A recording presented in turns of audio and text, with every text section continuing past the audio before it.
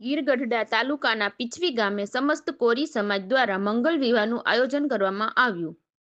ગામ લોકો દ્વારા મંગલ વિવાહનું આયોજન કરવામાં આવ્યું. આ મંગલ વિવાહ ગામ લોકો તથા ગામના યુવાનો અથાગ મહેનતથી ખૂબ સરસ રીતે કાર્ય કરવામાં આવી રહ્યું છે. 21 દીકરીના માંડવા હતા અને 10મો મંગલ વિવાહનું આયોજન કરવામાં આવ્યું હતું. આ મંગલ વિવાહમાં બહાર ગામના સમાજના આગેવાનો મોટી સંખ્યામાં પધાર્યા હતા. દર વર્ષની જેમ આ વર્ષે પણ સરસ આયોજન કરવામાં આવ્યું. રિપોર્ટર ઝરુભાઈ જેઠવા, ગીર ગઢડા.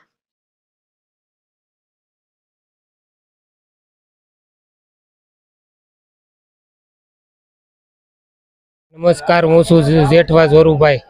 આજે આપણે છીએ ગીરગઢડા તાલુકાના પીછવી ગામે. ત્યાં સમસ્ત કોળી સમાજ દ્વારા મંગલ વિવાહનું આયોજન કરવામાં આવ્યું છે. આ મંગલ વિવાહ સમિતિના સભ્યને પૂછીએ કે શું શું આયોજન કરેલું છે. તમારું નામ?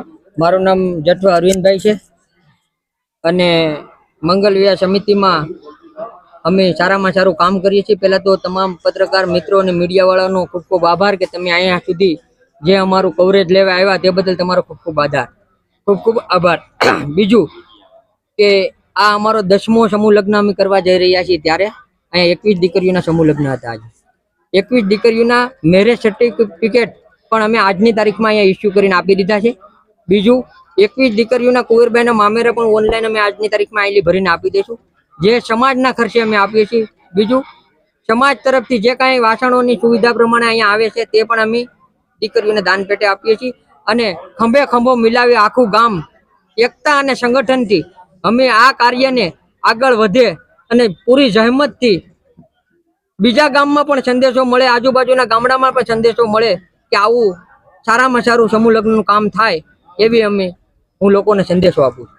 જી અરવિંદભાઈ. કેમેરામેન લોસ દોસ્ત સાથે જેઠવા ઝરુભાઈ, ગીરગઢડા.